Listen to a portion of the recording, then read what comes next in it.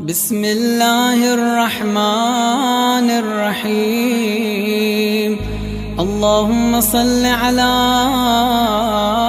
محمد وآل محمد. اللهم كن لوليك الحجة ابن الحسن صلواتك عليه وعلى آبائه في هذه الساعة وفي كل ساعة وليا وحافظا